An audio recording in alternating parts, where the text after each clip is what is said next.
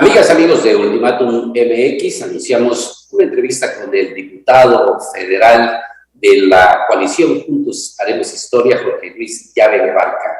Diputado, buenas tardes, ¿cómo está? ¿Cómo estás, estimado Ahmed? Un saludo a ti y a todo tu auditorio que nos ven y nos escuchan. Como siempre, un placer tener contigo este tipo de enlaces para poder platicar e informar de las tareas legislativas que estamos haciendo. Muy bien, Alejandro Moguel, buenas tardes. Diputado, ¿cómo está? Buenas tardes. Alejandro, la verdad, un saludo, mi querido amigo. Abrazo fuerte aquí a la distancia. Un gusto, un gusto. Diputado, el fin de semana se concluyó con una jornada de asambleas informativas en relación a la reforma energética. Diputado, compártanos a nuestros seguidores de Ultimátum qué experiencias, cómo percibió a toda la gente que estuvo en contacto con usted, diputado. Pues comentarte, mi querido Ahmed, este tipo de foros ciudadanos, como bien sabes, se acordó desde principios de año que se llevaran a cabo del 15 de enero en adelante. Habían dos tipos de foros de parlamento abierto que se estaban llevando a cabo allá en la Ciudad de México, allí en el seno de la Cámara de Diputados. Pues escuchamos a empresarios, a expertos, a especialistas, a gobernadores, a gobernadoras, a trabajadores de CFE, a empresas particulares. Hubo un foro de parlamento abierto allá en la Ciudad de México donde cada sesión o cada uno de los foros teníamos opiniones en contra y a favor. Fueron 26 foros, fueron casi más de 60 de transmisión. Un reporte que nos pasó el canal del Congreso, fueron casi 10 millones de personas que siguieron los foros. Eso terminó la semana pasada, el día lunes, exactamente hace una semana, con el último foro número 26, que tuvimos la presencia de la gobernadora de la Ciudad de México, la doctora Claudia Sheinbaum, quien cerró los foros de Parlamento Abierto, y también nosotros de manera personal concluimos los foros ciudadanos, que esos eran aquellos que los diputados federales, los 500 diputados, teníamos que llevar a la población, a la ciudadanía de a pie, la gente que nos eligió en los municipios, en los ejidos, en nuestros distritos. Fue un compromiso que hicimos todos los diputados, y tu servidor, como bien sabes, pues también tomamos muy en serio siempre el papel de informar, de tener un contacto con la ciudadanía. Nos pedían cuando menos un foro por cada distrito. Bueno, nosotros hicimos 20 foros, recorrimos 20 municipios de la población.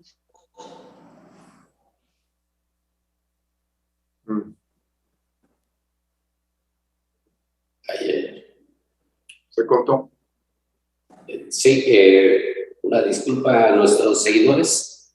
Tenemos problemas técnicos de la señal de internet. De la generación de energía en CFE, al contrario, se quiere una combinación de inversión tanto pública como privada para que podamos fortalecer la industria eléctrica mexicana, que es un tema de seguridad nacional.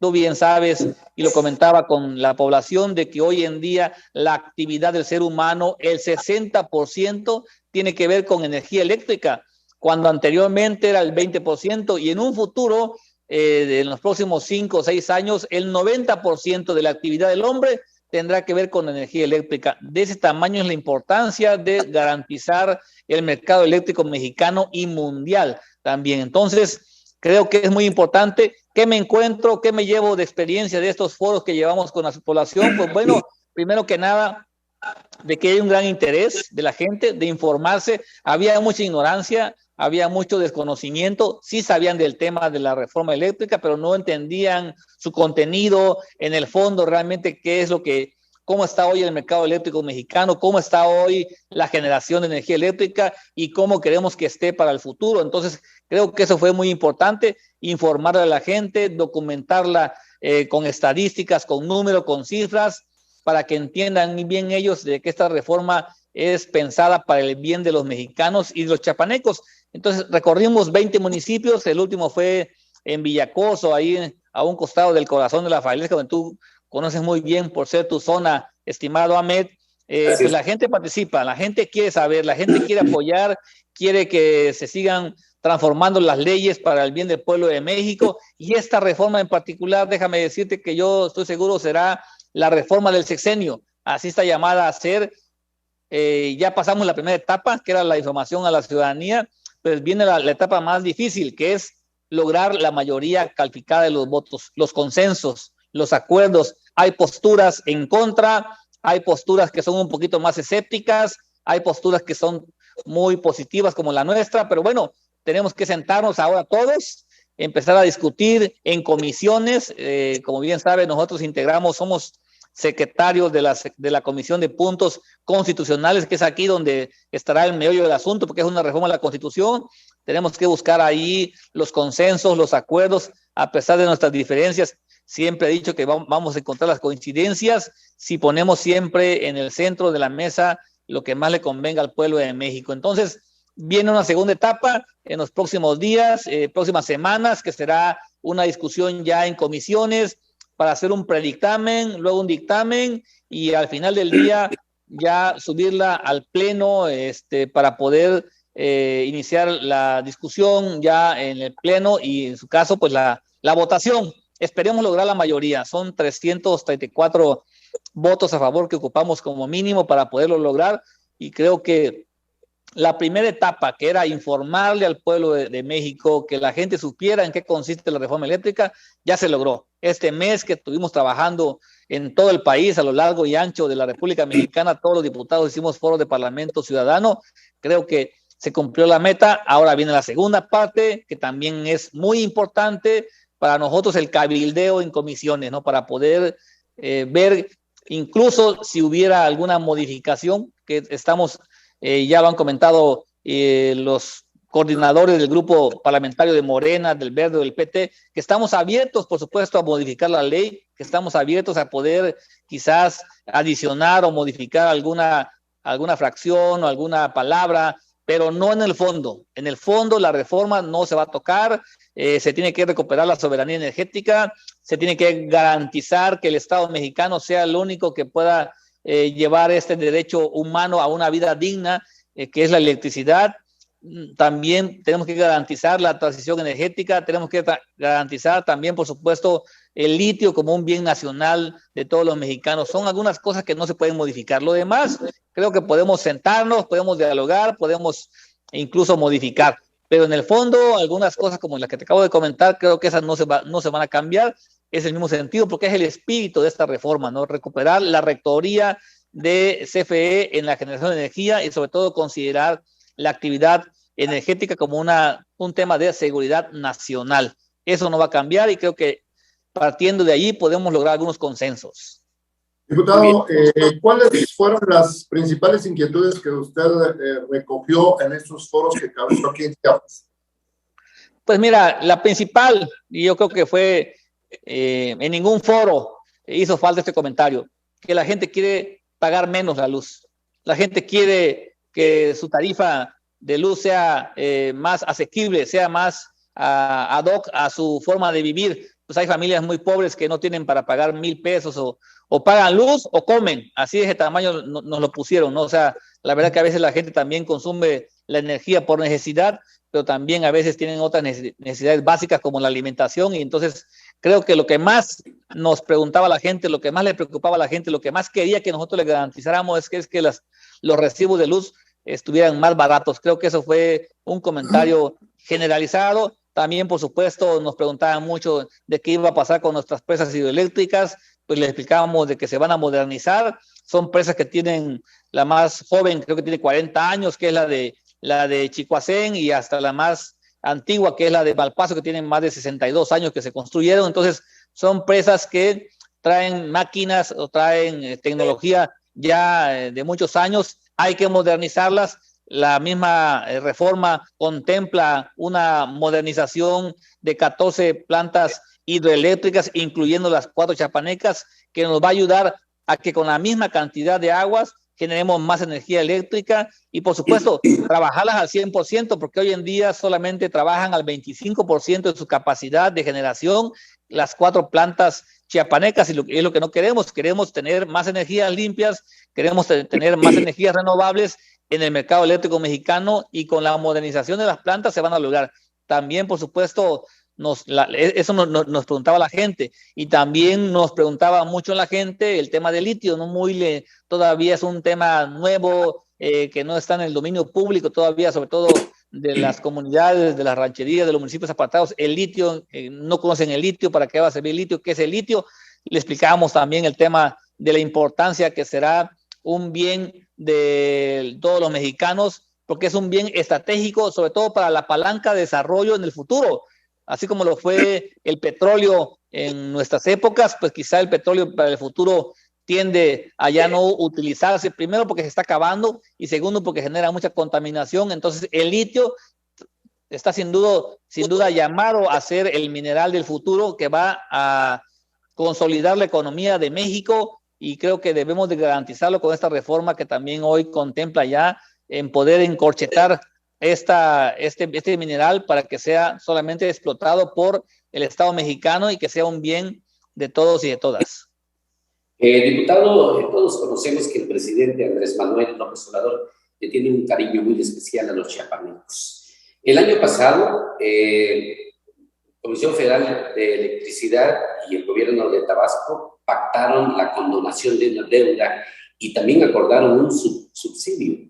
Existe la agenda de los diputados, del diputado Juan Luis Llave Abarca, algún planteamiento para que también a Chiapas pues, tenga una atención de esta naturaleza.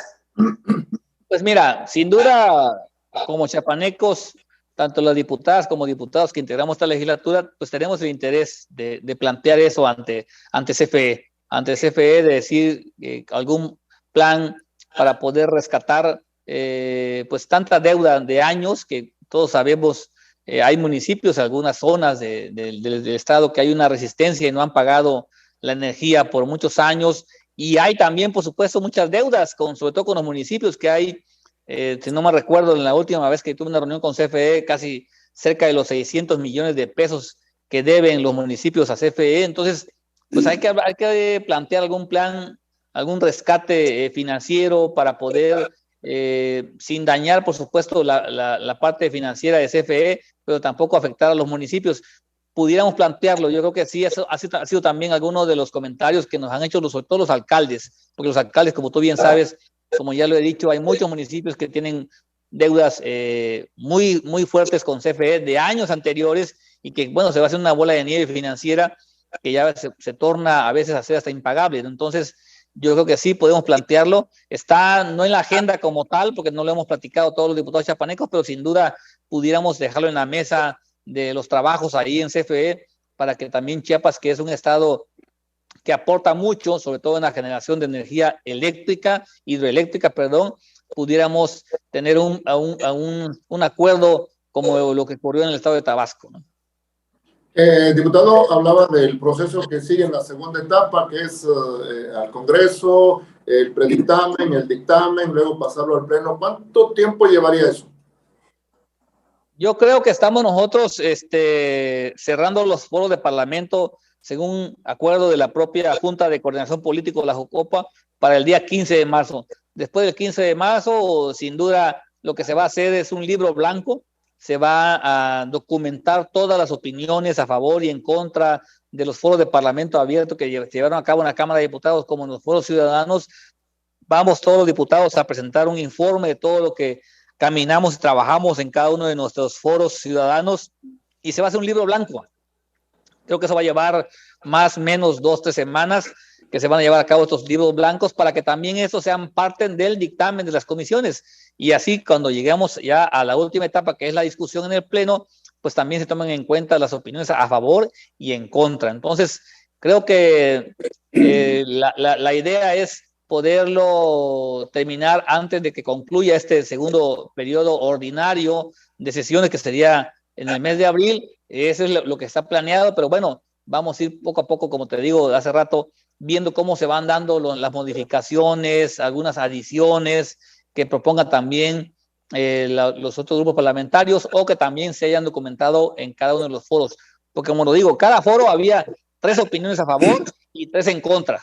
Siempre habían 3 y 3. Entonces habían empresarios, habían académicos, habían especialistas, habían gobernadores, habían líderes de cámaras que llegaban a vertir su opinión y por qué estaban a favor o por qué estaban en contra. Entonces este libro blanco tendrá esa dualidad, ¿no?, de opiniones a favor y en contra. Entonces la idea es podernos documentar, hacer un resumen y sentarnos a dialogar. ¿Qué es lo que plantearon los expertos? ¿Qué es lo que plantearon las cámaras? ¿Qué es lo que plantearon los empresarios? ¿Qué es lo que plantearon los gobernadores, los presidentes municipales que llegaron, diputados que también estábamos allí, para que ahí podamos ver qué se puede cambiar, qué se puede modificar y qué no se puede modificar? Creo que ese va a ser un ejercicio muy importante de discusión, de análisis, pero sobre todo de acuerdos, que esperemos que en los próximos días o semanas, todo el mes de marzo, pudiéramos concluirlo para que pudiéramos ya estar predictaminando en el mes de abril esta iniciativa y de ahí esperar las fechas para que podamos subirla al pleno. Muy bien, diputado, en otro tema, pues, Chiapas, la actividad que tiene de manera preponderante es la agricultura y la ganadería. Algo, y no sé bajo qué criterio se quitó el delito grave al tema del abigeato. Le pregunto, diputado, porque pues, usted tiene trayectoria en pues, materia de justicia y de seguridad. Tenemos entendido que el diputado Miguel Prado pide que nuevamente sea un delito grave. Deme su comentario, por favor, diputado. Sí, mira, acaba de tocar un tema muy importante, mi querido Ahmed. Tú sabes que con el tema de la pandemia, pues la actividad económica en Chiapas principalmente es el turismo. Digo, por años la mayoría de las familias chiapanecas dependido del turismo, pero ahora con el tema de la pandemia, la ganadería desplazó al turismo y la ganadería fue la actividad, o es todavía la actividad económica que mantiene a muchas familias chiapanecas. Entonces, quiero decirte que en nuestra experiencia en la Fiscalía General del Estado, se modificó, como bien saben, en años anteriores y se creó un nuevo sistema penal acusatorio, ¿no?, oral y adversarial, en donde pues se le dio pues un catálogo de delitos que antes se llamaban delitos graves y delitos no graves, y hoy se llama delitos de prisión preventiva oficiosa o prisión preventiva no oficiosa. Entonces, es un sinónimo más o menos, pero ese catálogo de delitos que anteriormente era considerado como delito grave el de abigeato, cuando ya pasamos a este nuevo sistema, quitan de delito grave al abigeato y lo dejan como un delito de prisión preventiva no oficiosa. Esto sin duda causó mucha molestia en el sector ganadero, principalmente en el chiapaneco, porque tú bien sabes que aquí tenemos regiones como la parte de Juárez o la parte aquí de la costa o de la Frailesca, donde la ganadería pues es muy fuerte, es una actividad importante, y muchos delincuentes que eran detenidos y estaban sujetos a proceso, pues al tener este beneficio legal de no ser un delito grave, pues llegaban, declaraban y eran puestos en libertad. Entonces los ganaderos reclamaban con justa razón. Cuando era fiscal general del Estado, tenía reunión con ellos, había un reclamo generalizado de todos los ganaderos de que los que eran pues delincuentes, incluso detenidos con ganado robado, pues a los 3 días estaban libres, ¿no? Ocurrió un caso muy lamentable, lo quiero comentar, no daré detalles, pero fue en la región de la zona norte, en donde se detuvieron a 3 delincuentes con ganado robado, a pesar de que hubo un diálogo con el juez para que nos concediera la prisión preventiva justificada. No lo hizo, dejó en libertad a las 3 personas, y estas mismas personas a la semana siguiente estaban robando en la parte allá de Juárez. Lamentablemente, ante la molestia, la irritación de los ganaderos chiapanecos, pues fueron detenidos con las manos en la masa, como se dice, y ahí uno de ellos fue linchado. Lo lincharon los ganaderos, fue quemado vivo, y bueno, el reclamo cuando estuve en una reunión con ellos fue eso, que nos dijo, bueno, es que ¿qué hacemos, señor fiscal? Dice, si la gente que se le detiene queda en libertad, ya no confiamos en la justicia, ya no confiamos en las autoridades porque quedan libres, pues vamos a hacer justicia por la propia mano. Entonces yo creo que no puede pasar eso, no podemos permitir caer en una barbarie como era antes, de que la sociedad se pueda o tenga que hacer justicia por propia mano. Creo que no puede pasar eso. ¿qué estamos nosotros proponiendo ahorita? Esta reforma, nuevamente el artículo 19 de la Constitución, en donde se contemple el abigeato como otra vez un delito grave, como un delito que merezca prisión preventiva oficiosa. Así cualquier delincuente que sea detenido con ganado robado pueda llevar su proceso sin que se violen sus garantías, por supuesto, pero recluido en prisión, y así podamos tener un poquito un efecto inhibitorio para que esa conducta delictiva que tanto lastima a una clase económica fuerte como son los ganaderos, podamos tener pues una disminución en esa incidencia delictiva, ¿no? Es muy importante esta reforma, la verdad es muy importante, y por eso la estamos impulsando y la vamos a defender y la vamos a hacer como propia. Diputado, aparte de la reforma energética, que creo es un tema toral para este periodo legislativo, ¿cuál le sigue? ¿Cuál es otro tema que les pudiera llamar la atención en las próximas semanas? Pues mira, yo creo que es importante la pregunta. En materia legislativa tenemos planteado así por la agenda del propio Ejecutivo del país el que se hagan tres reformas a la Constitución. Primero, la reforma que ya tenemos en puerta, que estamos caminando, la reforma eléctrica. Viene una segunda reforma en materia electoral que también será importante, muy, pues, de mucha discusión, de mucho análisis, de mucho debate, la reforma electoral. Y también viene una tercera reforma en materia de seguridad, que eso tiene que ver más efectos administrativos, más que operativos. Entonces yo creo que son las tres reformas que van a marcar la pauta de este segundo año legislativo. Pero bueno, hoy en día es la reforma eléctrica. Viene también, por supuesto, un tema muy importante que los diputados estamos promoviendo como un ejercicio ciudadano, como una consulta popular,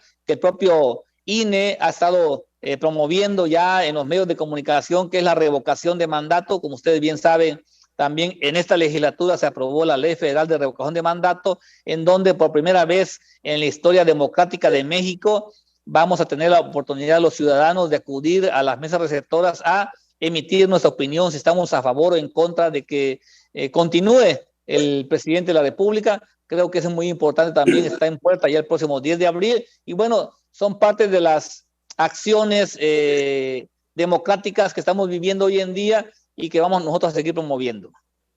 Muy bien, diputado, a reserva de que quiera comentar otro tema, no quiero concluir esta entrevista sin preguntarle su opinión. Usted tiene una pasión por el fútbol, además es profesional del derecho. Lo que ocurrió en Querétaro, ¿qué opinión le merece, diputado?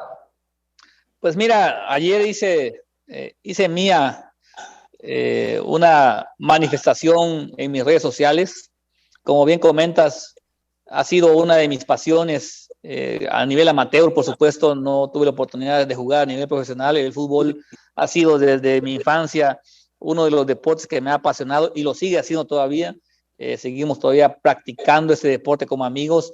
Y yo siempre siento que el deporte ha sido siempre un tema de unidad, un tema de disciplina, de responsabilidad, de sana convivencia, incluso familiar. Y fue muy lamentable lo que pasó en Querétaro. Fue un hecho muy desafortunado, más allá de lo que pensamos que un operativo, como ya lo manifestó el propio gobernador Curi, que no fue bien planeado, que hicieron falta de elementos. Creo que eso nada más es un tema de fondo, muy superfluo. Debemos ir más allá de lo que está pasando en las juventudes del día de hoy, en donde se está normalizando la violencia, en donde se está normalizando en los estadios el consumo de alcohol o de drogas. Creo que eso es el fondo del asunto, más allá de, como lo repito, de que veamos como que un operativo que no fue planeado debidamente o como que hubieran faltado elementos de seguridad. Te lo quiero decir con conocimiento de causa. Yo fui secretario de Seguridad Pública y a veces teníamos aquí en el estadio de Víctor Manuel Reina enfrentamientos entre Jaguares y América, Jaguares y Pumas, y tú, aunque tengas 1,000 elementos, 2,000 elementos de seguridad, pues ante una turba de 20,000 personas es materialmente imposible controlarlas como lo vimos en las imágenes. Creo que es más de fondo, creo que es más un análisis más profundo de la problemática que hoy se vive, una descomposición social en materia de violencia. Creo que ahí el llamado es a la reflexión, a los padres de familia, a las personas que participaron, a los que llegamos a los estadios, a las propias empresas de los estadios que muchas veces venden alcohol al interior y que le siguen vendiendo a gente que ya está tomada. Creo que todo eso también debe ser parte del análisis, del comentario y de la crítica también a los empresarios, sobre todo cerveceros, que siguen vendiéndole a jóvenes cuando ya ven que están en estado de ebriedad. Creo que también eso es una irresponsabilidad, que todo eso se va formando una bola de nieve que terminó con esa tragedia que hasta donde sabemos, afortunadamente no hay todavía hasta el día de hoy pérdida de vidas, pero bueno, que no esperemos que pase en un futuro. Entonces el llamado es a la reflexión, al análisis de todos, no solamente de las autoridades deportivas, de las autoridades administrativas, sino también a la propia sociedad, un llamado a nosotros mismos, porque nos puede pasar a nosotros. Yo he sido también pues muy asiduo a estar acudiendo a partidos de fútbol con mi hijo, y no me gustaría estar en medio de una bronca de ese tipo, de esa magnitud, porque la verdad pones en riesgo tu vida. Y yo creo que tú te llegas a divertir, llegas a ver un deporte que te apasiona, que te divierte, pero hasta ahí nada más. No llegas a emborracharte, ni mucho menos a crear problemas o violencia. Y también analizar el tema de las barras, estas barras que normalmente son financiadas por los equipos, pues les regalan los boletos, le regalan a veces boletos para pasajes de un estado a otro estado. Entonces yo creo que también las barras a veces se salen de control y hay un antagonismo muy marcado que valdría la pena mejor ir terminando con esta práctica, y que mejor sea de manera libre y espontánea quien quiere ir a apoyar a un equipo de fútbol. Muy bien, pues diputado, muchas gracias, un honor poder platicar con usted, hermano querido, Jorge Luis Llavel Abarca, diputado federal por el 6º Distrito. Gracias. Gracias, Ahmed, gracias a ti, un saludo a ti y a todo tu auditorio, abrazo fuerte aquí desde las oficinas de la Casa de Enlace Legislativo. También Alejandro, amigo, gracias, un fuerte abrazo, cuídate mucho. Gracias. Buenas tardes. Hermano. Gracias por seguir. Buenas tardes.